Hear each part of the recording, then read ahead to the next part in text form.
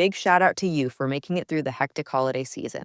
This new year, get clean, quality, pregnancy nutrient support off your to-do list, including Ritual's best-selling Essential Prenatal Multivitamin, designed with 12 traceable key ingredients to support a healthy pregnancy. With big changes coming up, take the small steps now and start today with 30% off a 3-month supply at ritual.com/podcast. These statements have not been evaluated by the Food and Drug Administration. This product is not intended to diagnose, treat, cure, or prevent any disease. Hey there. Ritual here to give a big shout out to you for making it through the hectic holiday season.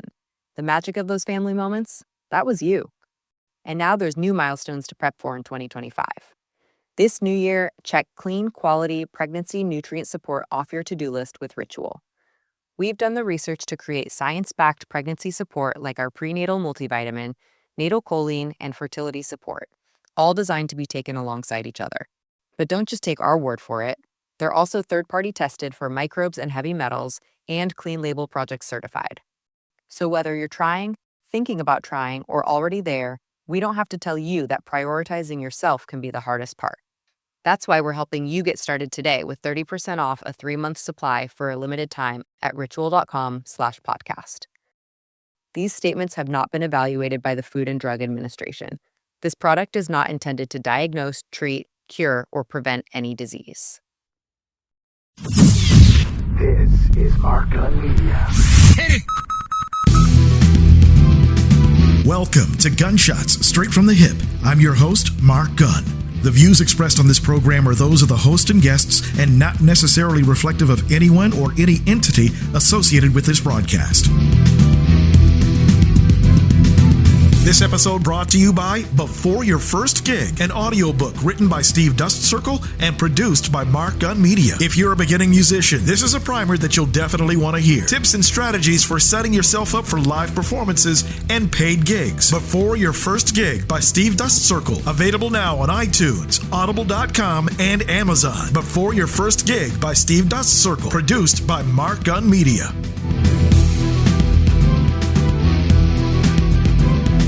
This episode, From White America to White America, a much-needed conversation.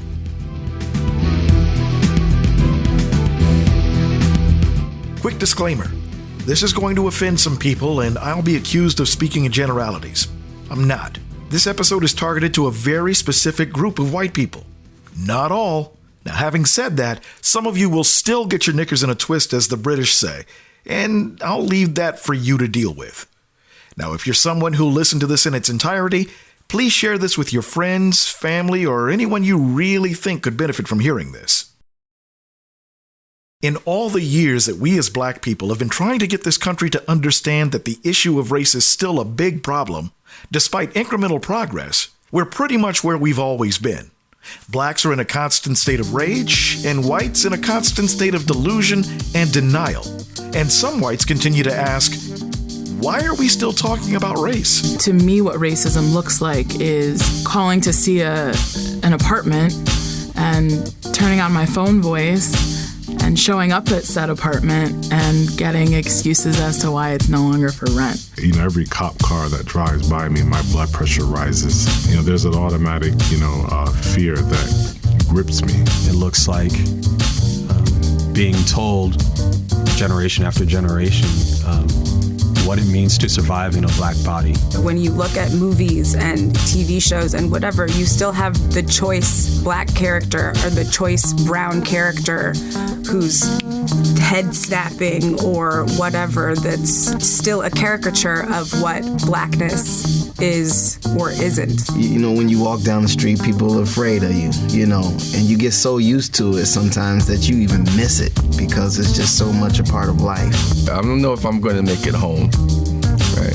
Anytime a police officer goes by, I'm always having to look over my shoulder. It's that lack of safety. I had a boss once say, well, you know what, girlfriend, that is not what I did on the weekend, And I kept thinking, do you really talk to everybody like that? Is that how I speak? No, it hasn't changed. It's just different. I don't think that it's gotten better. I think that it's gotten more PC because people don't want to be perceived as racist. They don't want to admit it, and they don't want to be called out on it, and they want to be able to sort of live their lives and sort of get away with it. It messes with my ability to be able to provide for my family. You know, a group of white people might be sitting around talking, and they'll be talking about black people in a very objectifying or distancing kind of way. You know, we are talking about them. And I don't think that they necessarily realize that that I'm included in that them category. We're seeing resources pulled from our schools and our school systems where our black and brown kids are being educated, allowed to fail. We're seeing more police in our communities because we're thought to be inherently criminal. The idea that it took so much to just get a Confederate flag down, a sign of racist, intention and behavior. If it was that hard to take that flag down, imagine how hard it is to eliminate racism and racist ideologies. Our children's deaths don't mean anything. You disrespect our elders, you trample on our traditions, you love everything that we produce, but you don't love the people who produce it. You've heard the arguments. You've seen them on social media. I've had it said to me on countless occasions. Just stop talking about race. You are the one that's keeping racism alive. Why does everything have to be about race? You always play the race card.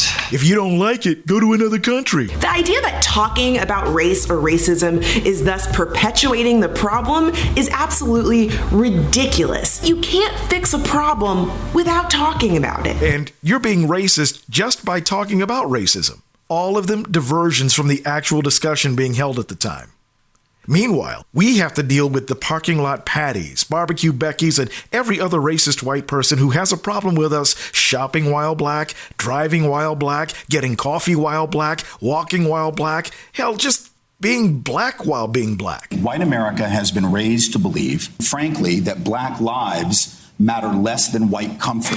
When a white person calls the police on a person of color over a barbecue in a park, sleeping in a common room at Yale, sitting at the Starbucks or whatever it is, knowing that Tamir Rice's life was snuffed because someone called the cops on a 12-year-old boy playing with a toy gun. Something that white boys do all across this country without fear of being shot. And that's a national story. You can't tell me you didn't know that happened. When John Crawford is called, the cops called on him at the Walmart, and he's standing there with an air rifle that he pulled off the shelf at Walmart.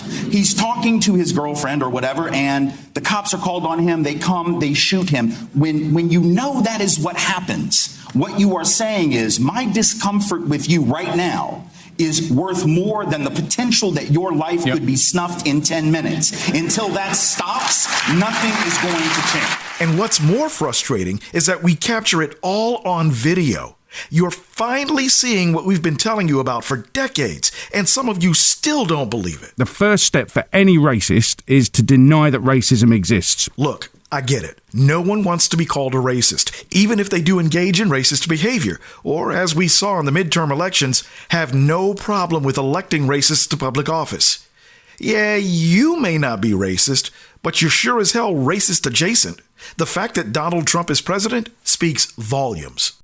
This country needs to come to grips with some undeniable facts. Racism is more American than baseball. It was 200 years old before baseball was invented in this country, right? And I go through this every time. The international slave trade, the institution of slavery, Reconstruction, Jim Crow, and on and on and on existed before baseball did. So it is part of our history. It still reverberates today, and it needs to be addressed. The United States of America has always been and continues to be a racist nation. The white people are racist, not all of them. But white culture is, our white country is, our nation is, our American culture is full of white supremacy. And we live in a white supremacist culture that caters to white people. Everything from the media to education to art to culture to politics is whitewashed. This country was built for white people. You only need to look at the history that you insist on covering up to bear that out. Carol Anderson, who is a scholar at Emory University, wrote this brilliant book this last year called White Rage. And what she talks about how is in every era of American history, when people of color have made certain progress forward, particularly for black folks, there has been this what Van Jones called on election night on CNN white lash, right? But she calls it white rage. And she traces it. You know, you look at the end of the Civil War and the Emancipation era, Reconstruction, what happens? There are all these steps forward. The Supreme Court then guts those programs, and then we have the birth of the Klan, we have Jim Crow segregation, we have the restoration of slave-like conditions, only this time they are entirely legal and in some ways are every bit as bad or worse in some communities than enslavement itself. Then in the 20s, you have the Great Migration. Black folks move north looking for jobs, don't want to be sharecroppers anymore, heading for industrial jobs. What are they met with? They're met with better opportunity. Yes, they're also met with race riots. You know. Hey there. Ritual here to give a big shout out to you for making it through the hectic holiday season. The magic of those family moments, that was you.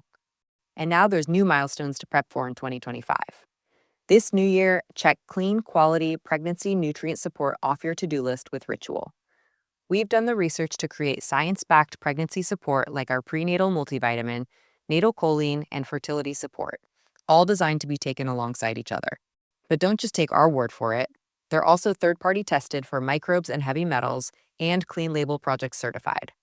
So whether you're trying, thinking about trying, or already there, we don't have to tell you that prioritizing yourself can be the hardest part. That's why we're helping you get started today with 30% off a 3-month supply for a limited time at ritual.com/podcast. These statements have not been evaluated by the Food and Drug Administration. This product is not intended to diagnose, treat, cure, or prevent any disease. You have places like East St. Louis, you have places all around the country, mostly not in the South, where there are these orgies of racist violence where hundreds of people are killed in East St. Louis and other places as a response, as white rage. You have DSEG in 54 where Brown v. Board comes down, you have Southern schools that close down the school rather than integrate the school. That's a form of white rage. You have the civil rights era, you have the backlash then against affirmative action, you have Richard Nixon's Law and Order campaign using code language to justify racist policy, something that Lee Atwater, who until Karl Rove was probably our nation's best-known Republican political consultant, saying on audio tape in 1981. You know, it used to be you could use the N-word, and of course he said it, I won't. But it used to be you could say that, now you can't say it, so we say states' rights, and we say crime, and we say welfare, you know, but really it's about hurting black people. This is something that he admits was their strategy. That's white rage. And then you have the Obama era, and again, putting aside how many steps forward this really was in substantive terms, and we could disagree about that and argue about it, certainly was substantive in the symbolic sense, if nothing else. And it was met with white rage immediately. It was met with the Tea Party, I want my country back, right, which is an interesting possessive form of the phrase, right? My country. We want our country, because white America has been led to believe that this, in fact, is ours, and everyone else serves at our pleasure and is here because we let them be. That happens almost immediately. The birther stuff starts almost immediately, which is fundamentally racist and ignorant, led by the man who will now take the place of the person whose legitimacy he did not believe. And so all of this is a form of white rage. What makes it especially dangerous, though, right now, is that in all of those other eras when that happened, it was sort of something that was trite about it, almost pathetic, right? Almost laughable. I mean, to say that whites are the victims of reverse discrimination in 1883, which, by the way, is what the Supreme Court of the United States said when they got rid of the post-emancipation civil rights laws. The one of the justices at the time, Joseph Bradley, said that it was time for the Negro to stop being the special favorite of the law. So they were actually using this rhetoric less than 20 years after enslavement. That was absurd, and we can all look at it and go, well, that's ridiculous. The difference is we're now in a country where that white rage or white anxiety, white resentment, whatever you want to call it, is a lot more potent. Why? Because we have a demographic shift afoot where within 30 years, half the country is going to be white, half's going to be people of color. That's freaking some people out who have to share the designation of an American with very different folks than what they were used to. The culture has shifted, right? Even if the economics haven't and the real power base hasn't, the multicultural popular culture is real. That's been the one area of significant change in this country. So much so, you know, some of us are old enough in this room to remember when MTV, well, first when they played music, but also to remember that for a long time they wouldn't play music by black artists. That was 30 years ago. That has shifted. That culture has shifted. So now whiteness is no longer the sort of hegemonic center of the universe. As long as whiteness was hegemonic and never interrogated, white folks weren't flipping out. As soon as it became interrogated and we couldn't hide behind the veil of what you called individuality or individualism or our own sort of racelessness, now you've got folks sort of popping off. And that is what I think makes this moment more dangerous than all those other eras of white rage. Does that mean that every white person is racist? Of course not. There have always been allies in the fight for social justice. However, the majority that remain silent in the face of racism are just as complicit. You know, when your friends or family members make racist statements and you say nothing? The question I have for you is, why do you not speak out? Why most white people don't speak out against racism? How come all the other white people don't go so hard on the bad racist white people? You know, something comparable to how black people work hard to debate any of the bad black people who are simply frustrated with white racism and oppression. Why don't white people speak out against their own like we do? Mainly the path of least resistance, you feel me? People tend to seek pleasure and avoid pain. That's like law number one. We do things that we're rewarded for, and we avoid things that we're punished for. And in order for white supremacy to survive, people who are for white supremacy are going to be rewarded. People who are against white supremacy are going to be punished. So for anyone who speaks in favor of white people, they get rewarded. Anyone who speaks out against white people, they get punished. And it doesn't matter what the race is of the person doing this talking. You know, it could be a white person speaking for or against white people, black person speaking for or against white people. Either way, the way you get treated depends on what your response is and what you're saying. Now, as far as I and quite a few people of color are concerned, your silence is giving tacit approval to racism. There are those that'll hear this and accuse me of stirring the pot and wonder why I can't leave well enough alone. I also hear, "It happened so long ago, why can't you just get over it?" I have to remind these folks that because of the social policies and laws enacted by this country's government, Jim Crow was the law of the land. And even though on paper a lot of these policies have been outlawed, they're still very much at play today with discriminatory practices. These are people who subscribe to the racist status quo and will bristle at the mere hint of being called a racist. You usually hear this as a response to any person of color that even dares to approach the subject. As black people, we're still fighting the field Negro versus house Negro narrative among ourselves. Take, for example, a black person who speaks out against black people. You know, this goes way back to slavery, those who lived in the house versus those who lived the field.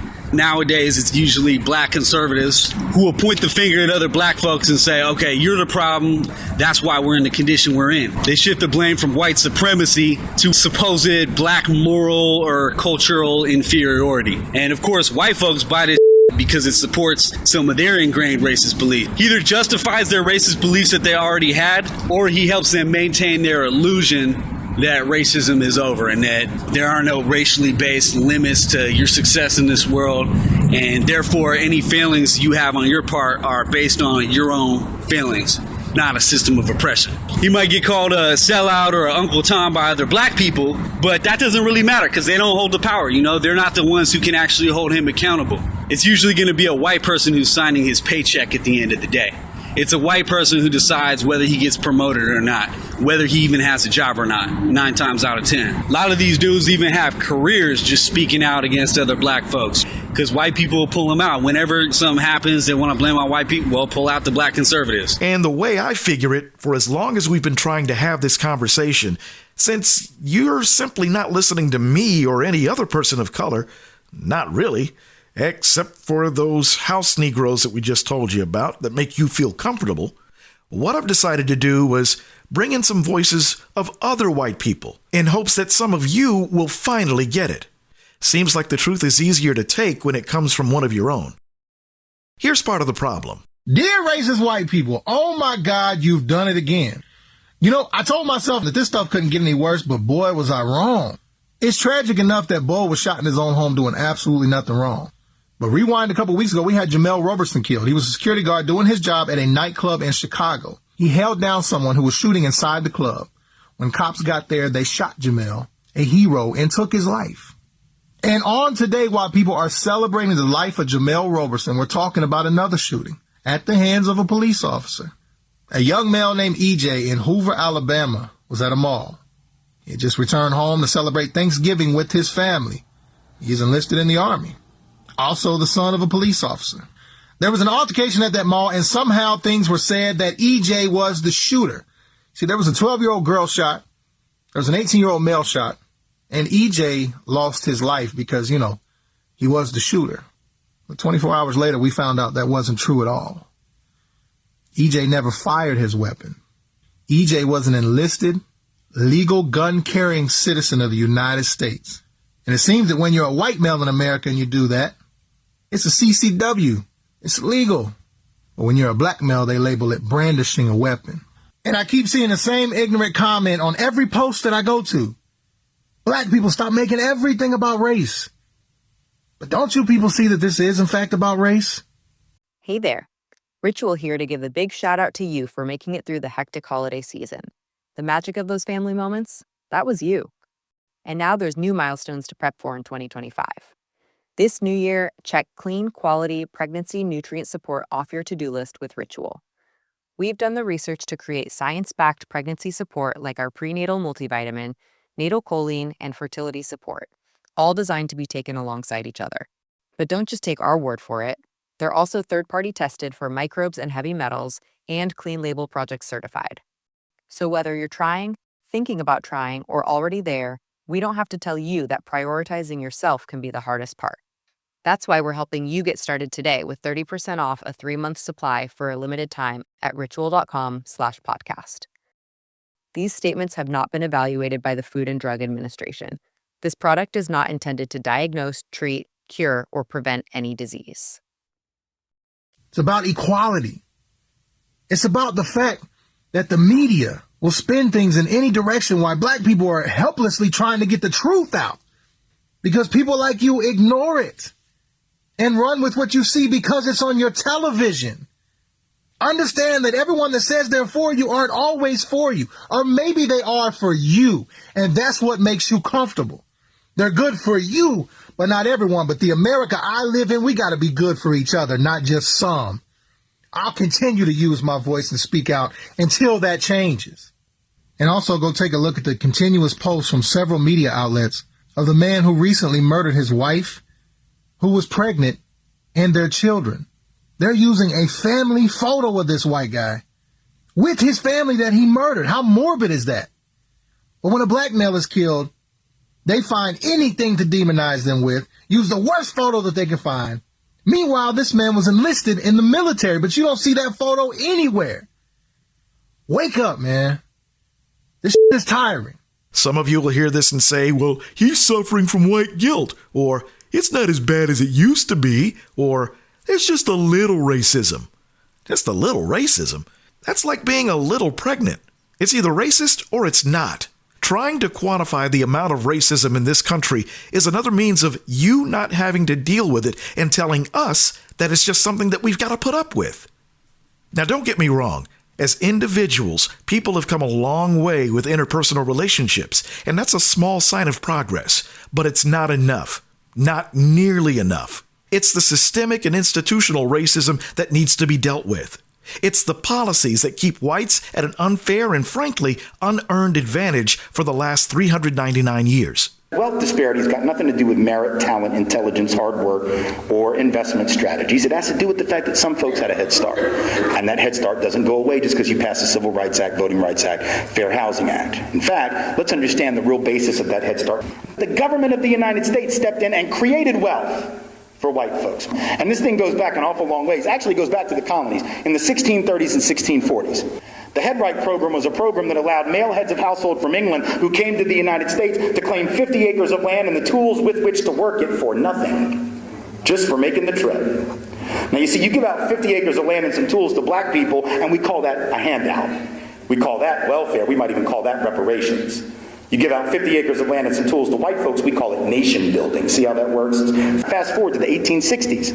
Homestead Act of 1862 gets passed. What does it do? Gives out 240 million or more acres of land for virtually nothing to white families. People of color almost completely barred from being able to take advantage of it. There are 20 million white folks in this country today who are the direct descendants of those people who got Homestead Act benefits, many millions of them living on that land, living on those ranches, living on those farms, living in those houses. Not one of them has showed up in Washington, D.C. and said, you know what, I got to give this back because it seems to me that if I keep this this property that the government made possible, that'd be like, what would that be like? What's the word? That'd be like socialism. So here, y'all can take this back, because I didn't get it fair and square, you see, but no one does that. Fast forward to the 20th century, from the 1930s until the 1960s, the first 30 years of the Federal Housing Administration Home Loan Program, add to that the VA Home Loan Program, added to that in the 1940s. What were these? These were government-created programs to subsidize indirectly by way of guaranteeing with taxpayer dollars private loans from banks. Prior to the creation of the FHA, banks would not lend money to working class people. Didn't matter what color you were. They just didn't want to do it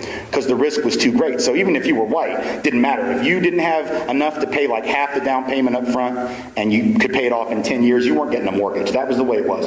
The government, so there was no middle class. I mean, there just wasn't any. The government steps in, creates the FHA program, later the VA program. What do these do? They basically say, don't worry, if the borrowers default, it'll be backed up by the full faith and credit of the United States Treasury, which is to say the taxpayers of the United States. So you'll get your money back, or at least some portion of it. And that made the banks willing to lend to lower income and working class white families who previously would have had to rent, just like black and brown families that wouldn't have been able to buy. But the problem was, in the first 30 years of that program, it was almost exclusively for whites. Because the underwriting criteria that the banks were using that was actually given to them by a quasi-public institution, right, known as the Home Ownership Lending Corporation. The underwriting criteria that they used basically made it impossible for people of color to get these loans, even though they were guaranteed with taxpayer money, including the money of black and brown taxpayers. But the way the criteria was written, 98% of all the loans went to white families. By 1960, 40% of all white family mortgages were being written under this one preferential policy.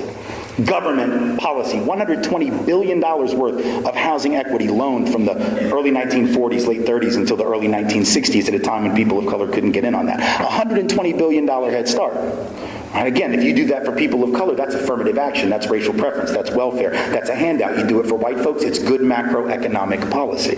So you have the FHA, the VA program, even black and brown veterans excluded from the loans that were available under the VA program. You have the GI Bill, which in theory was available to all returning veterans after World War II in Korea, but in practice, the disproportionate benefits went to white veterans, because if you were a veteran of color, the employers still had the right of refusal. They still had the right to not hire you, to discriminate against you on the basis of race. Their property rights as owners were given precedence over the right of those returning GIs to have jobs. You couldn't just go to any college if they didn't want to admit you, so people of color were still excluded even after they had served the country in the military. So you had all of these programs, Homestead Act, VA, FHA, GI Bill, go all the way back to the head right system, all these things pumping literally hundreds of billions, one might say trillions of dollars worth of wealth into white folks' hands before people of color even got to the starting gate of wealth accumulation. By the way, 2019 marks the 400-year anniversary of the first African slaves being kidnapped and brought to these shores. As I pointed out earlier, there have always been white people that fought with us against America's injustice, at great risk to themselves in a multitude of ways. White people who speak for the interest and for the benefit of black folks. And what happens with us? Most white people in this country either feel they have an interest in maintaining white supremacy, or at minimum, not opposing it. Because when white people do take a stand, we get ostracized for it. And if you haven't seen that happen, it's probably just because white folks who speak out in the interest of black people rarely make it on TV. We don't get called in for the interviews. What happens to some of our real allies amounts to white-on-white crime. Anyone who identifies too closely with blacks, we get written off, laughed at, looked out as clowns. They come up with words. Back in the day, it was, N-word lover. They call us wiggers, all these different words they have to dismiss and shut down white folks who get too close to black folks. However, the majority that claim to be against racial injustice are merely paying lip service to the issue. Sure, you got some white folks who will proclaim colorblind beliefs. They say we're not racist. On Martin Luther King Day, they all get around and sing Kumbaya, which is great. I'm not knocking that, but what I'm saying is, when it comes to actually challenging white supremacy in a real way, or pointing out systemic injustices in this country, suddenly they're not around. Suddenly they don't want to speak about it. They opt out of the conversation.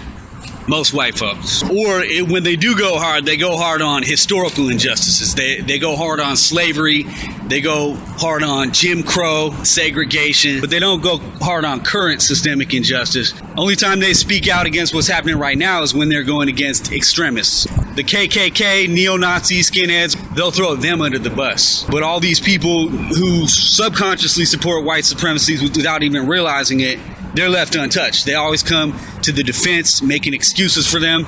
And also the media always portrays this whole thing as a black problem as well, not taking into account the fact that the race problem in this country is actually a white problem. Another problem I have with wannabe allies is this pathological need to dominate the conversation. You say you want a dialogue, but you simply refuse to shut up long enough to actually listen. And it's funny because on one hand, you'll see the white saviorism mentality. You know, they got these movies coming out where the white people helping out the poor black people, you know, this paternalistic idea we have. But that's a fictionalized version. The actual white folks who really put themselves on the line and died for this, you never hear them mentioned. They don't talk about them in Black History Month. They don't talk about it when they're talking about the civil rights movement. They don't talk about John Brown. I can't even name most of the white activists from the past. And me being who I am, I should know. Most of us don't even know because it's hard. You got to dig deep to find that. And I'll tell you why. It's because they don't want us to see that. They don't want us to identify with that. They don't want us to see that as an option for us. Now, I understand that there will be some of you who'll hear this episode and walk away with hurt feelings. That's because you're taking what's being presented very personally. If that's the case, it may be time for you to take a long, hard look in the mirror. For the rest of you that are still here, stay tuned. If you're really sincere about wanting to step up in the fight against racism, we'll point you in the right direction right after this. If you're an advertiser, one of the most important things about getting your message out is actually standing out from the rest of the crowd. If you're listening to this program right now, this is where you'd hear your commercial. As an exclusive sponsor of Gunshots Straight from the Hip, your commercial is professionally produced and gets a longer shelf life based on your needs. Gunshots Straight from the Hip is a unique and compelling program unlike anything else in the marketplace. Episodes are available for download on iTunes, TuneIn, and MarkGunMedia.com. And depending on how you tailor your message, the potential for new and repeat customers is that much greater. Best of all, it's extremely cost-effective. If you'd like more information on how you can be a sponsor of this broadcast, call Mark Gun Media Inc. at 502-407-0283. That's 502-407-0283. Or log on to markgunmedia.com.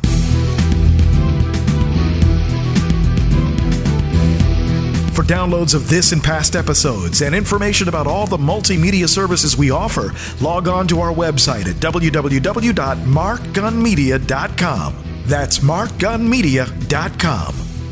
Welcome back to Gunshots Straight from the Hip. In this episode, a conversation about race from white America to white America. Ending systemic racism requires contributions from us all, especially those of us who haven't experienced it ourselves. We white Americans need to do a better job of listening when African Americans talk about the seen and unseen barriers you face every day. We need to recognize our privilege and practice humility rather than assume that our experiences are everyone's experiences. We all need to try as best we can to walk in one another's shoes, to imagine what it would be like to sit our son or daughter down and have the talk about how carefully they need to act around police because the slightest wrong move could get them hurt or even killed. It's been my experience that the one thing that whites on average get wrong, and what causes them to become so defensive when talking about racism. We constantly think of race as like this big monster, that what we have to do is seek out these like Klan members and win them over one at a time, and then magically racism is going to go away. Gone away. That to me is much more disheartening and much more of a negative outlook because that's not possible. No, it's not going to It's not a good use of time. No, it's counterproductive. It is, and it will have no impact on the system in the end. And instead of thinking that we're in this battle for individual hearts and minds of every single racist in the world, and instead we're in a battle to deconstruct systems of white supremacy. I've heard many white people say that racism is always going to be around and there's nothing that can be done about it. Now, that only serves to amplify the anger within an already angry Black America. After all, racism isn't a problem that we created in this country, but it is one that we continue to suffer the effects of. Imagine on a pretty consistent basis, you can't get a f***ing cab, even though you're a neurosurgeon, because you're black. Every person of color in this country has faced an indignity, from the ridiculous to the grotesque to the sometimes fatal, at some point in their, I'm going to say last couple of hours, because of their skin color. Quick story. Recently, we sent a correspondent and a producer to a building where we were going to tape an interview. The producer, white, dressed in what could only be described as homeless elf attire, and a pretty strong 5 o'clock from the previous week's shadow, strode confidently into the building, preceding our humble correspondent, a gentleman of color, dressed resplendently in a tailored suit. Who do you think was stopped? Let me give you a hint, the black guy. And that happens all the time, all of it. Race is there, and it is a constant. You're tired of hearing about it? Imagine how exhausting it is living it. People often ask me why I'm so focused on racism, and they've even accused me of being racist as well.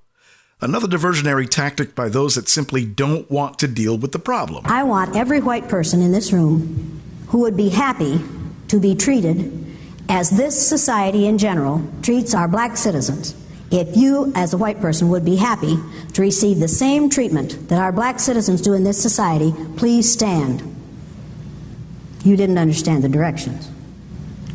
If you white folks want to be treated the way blacks are in this society, stand. Nobody's standing here. That says very plainly that you know what's happening. You know you don't want it for you. I want to know why you're so willing to accept it or to allow it to happen for others. I remain focused on dealing with racism in the way that I do because of a very real and potentially destructive anger. So yeah, I could be labeled as that scary black man that racists fear would exact a very well justified vengeance on a society that continues to cause as much harm as white America has. However, I choose to use the talents I have to provoke thoughts and conversations. The overall premise of this episode was not to address those that we know that are racist and continue to whine about being called on their racism, even when they proudly proclaim that they are racist. This episode is for those of you who sit quietly on the sidelines, doing nothing, saying nothing. And I simply want to know why. If we look at it like black folks stand up for black folks, white folks, all we have to do is just quote unquote not be racist and just go about living our lives in comfort. Well, this is what happened. Black folks get the impression that we don't care because of what they go through every day and what we continuously fail to acknowledge. Or even if we do acknowledge, we fail to do anything about it or speak out actively against it. And then white folks, because we don't see other white folks standing up for it, we get the impression that it's not our battle. We're not told the story that it's our battle. You know, and the cycle just keeps continuing. Hell, I've even got people close to me, people who I know are not racist in their heart, who preach humanitarian values. They've told me this is not my battle. Why are you fighting this?